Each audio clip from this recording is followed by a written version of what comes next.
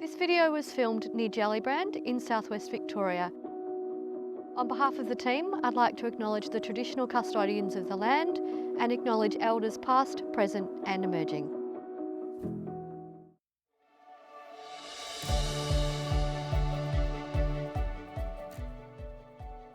In bushfire planning, fire and land management agencies need to make transparent and evidence-based decisions to manage multiple, sometimes competing objectives like protecting human life and the habitats of endangered species. We also need to take a long-term view to understand how our actions impact on things that matter to communities over a 10, 20 or even 30-year time horizon. We also need to consider the science, expert views, cultural knowledge and community knowledge and experience. So how do agencies lead a decision-making process that's fair, transparent and meets a range of different stakeholder needs and wants? My name's Tim Gazzard, Team Leader, Risk and Evaluation, Barwon South West. And I'm McLeod, Engagement Officer for the Forest and Fire Planning Team in Barwon South West. Together we're going to take you on the 3-year journey that we used for the Strategic Bushfire Management Plan development in the region. We'll unpack how we consider different views and balance multiple objectives to develop a bushfire management strategy that is scientifically robust and reflects the things that really matter to our communities. Thanks for joining us. We hope you get a lot out of this video. What do you think, Tim? Should we walk and talk? Yeah, sounds like a good idea.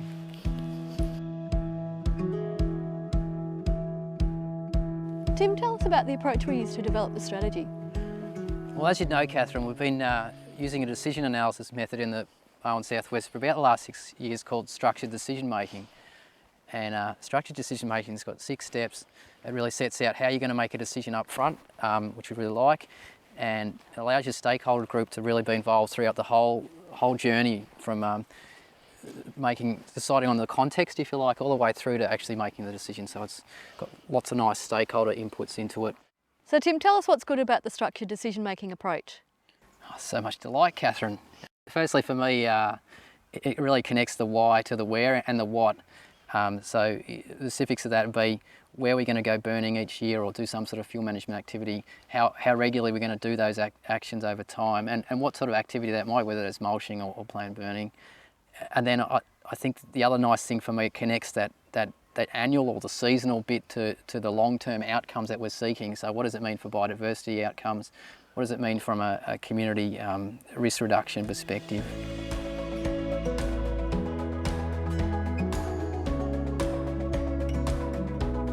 Tim, what are the stages of structured decision making?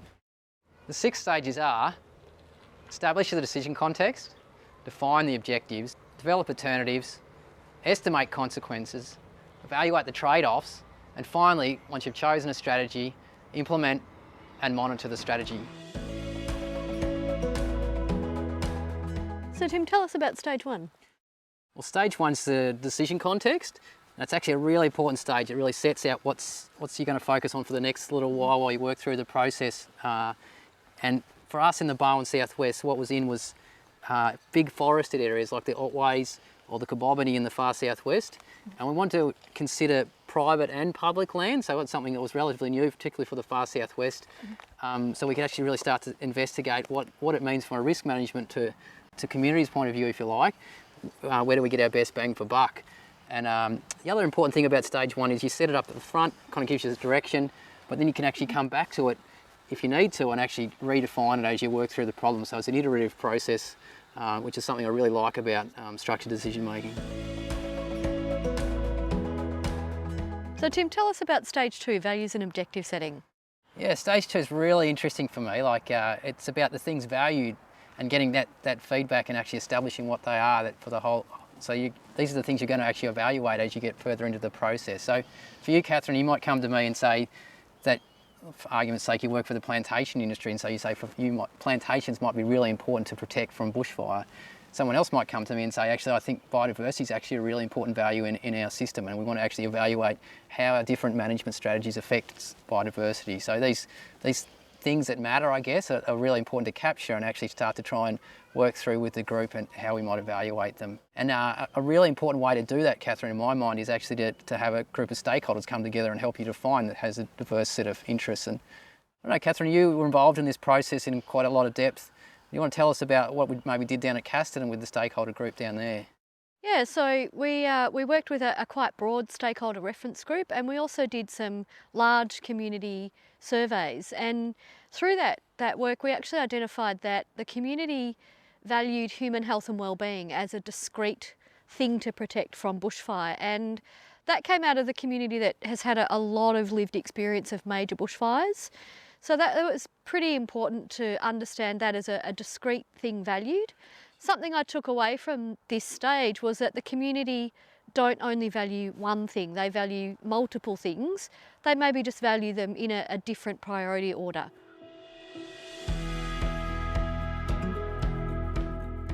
Tim, take us through stages 3 and 4. Yeah, stage 3 is really interesting. Again, it's a little bit about this story of cause and effect, and you might again come to me, Catherine, and say, actually, I really believe in fuel management. I want to see lots of it. And so then it's up to us as a project team to actually start to design where we're going to put those bits of fuel management to reduce risk to the things that mattered in the stage 2, if you like. So things around, if you use the plantation example, then we're going to put some fuel management next to the plantations. If you think community safety is really important, you're going to put some of your more concentrated and regular burning or mulching next to your communities, I guess, to try and reduce the risk. Again, if your perspective is about biodiversity and your narrative is that you don't believe in burning as a good tool, if you like, we don't want to see less fire in the environment, then you might come and say, I don't want to see anything in the Anglesey Heath, for example. And so we'll design a spatial and temporal configuration of where those we're going to put the fuel management over that sort of 30 or 40 year time horizon we might be modelling things in. So Catherine, stage 4 is about estimating consequences, and this is where we use the predictive science to actually say, what does it mean when we do the alternative management actions, the fuel management somewhere in the landscape? How does that affect the movement of bushfire through the landscape, and how does it affect how bushfire might impact on communities, or it might impact on plantations, or it might impact on things like that are sensitive to fire in an environment like wet forest and rainforest? So it's making an estimate of how effective our actions are, and this often takes a bit of time to develop these measures. And one of the things that was really interesting for me in the work we did in the far southwest down at Casterton there was actually we needed to come up with a better measure for human health and well-being than what we had in the past. And you were really integral to that sort of process. Do you want to just talk us through that a little bit, Catherine? Yeah, sure. So one of the things we realised was we didn't have a great measure for human health and well-being. We were using kind of dollar loss, which didn't mean a lot to our stakeholder reference group. It didn't help them wrestle with which alternative do I choose. So we understood that this really mattered to our communities, and we partnered with a relief agency, VCCEM, to test and develop a new measure. And so we tested a natural measure between structure loss and the number of people who presented for psychological first aid support.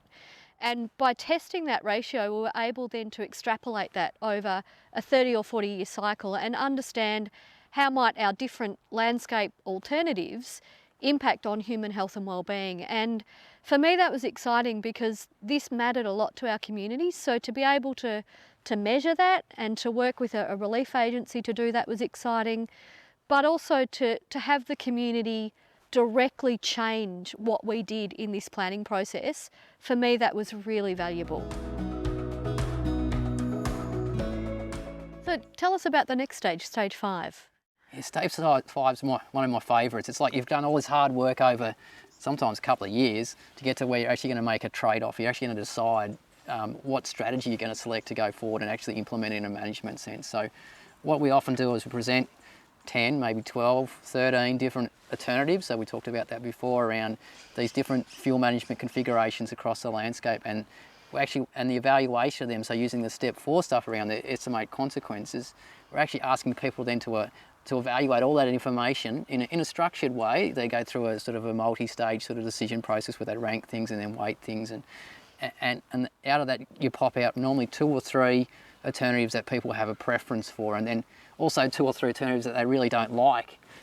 So you've got a very clear sort of understanding of what's driving the why, if you like. Why have they adopted that? You can actually see the performance of them that stage there. So it's for me, it's super exciting. You've kind of done all this hard work, and then you get to that point in the process where you're actually coming up with a concrete answer that you can then work forward, and the stakeholder groups actually gets to decide that. So they own that decision, and they've influenced what goes into the whole process up to that point. So yeah, as I say, it's one of my favourite bits of the whole process. Oh, thanks, Tim. I can really see how that stage helps the group wrestle with some of those really difficult decisions about making those trade-offs. Shall we keep walking? Yeah, sounds like a great idea. Let's keep going. Glad you got a lot out of that.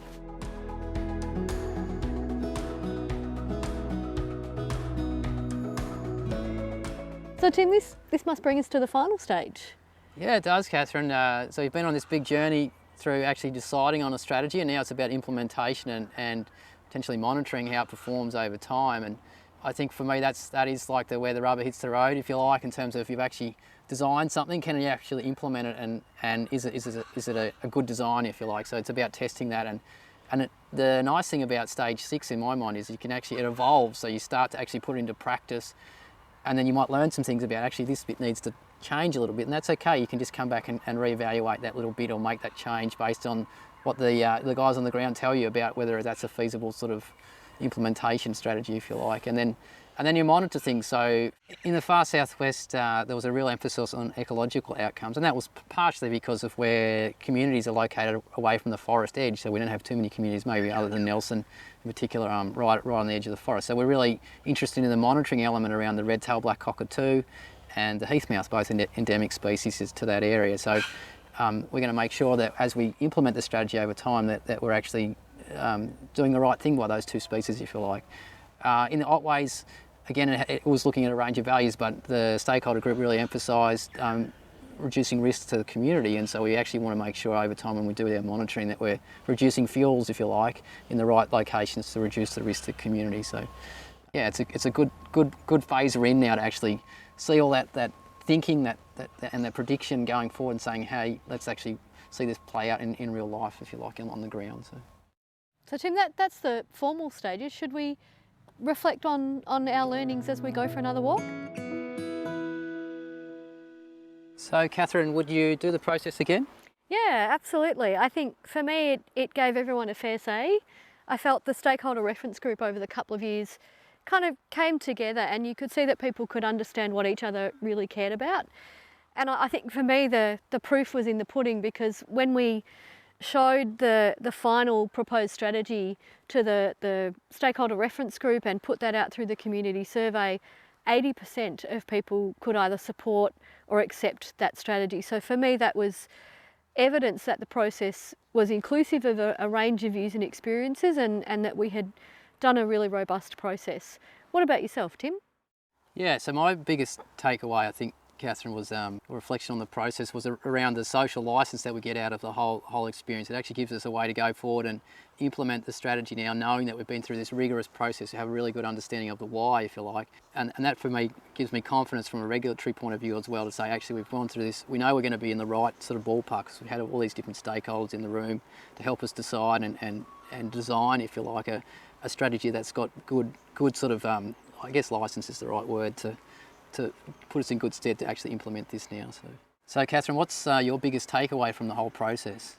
So my biggest takeaway was this was a really safe and respectful process to have challenging, complex choices discussed in a way that was safe for everybody.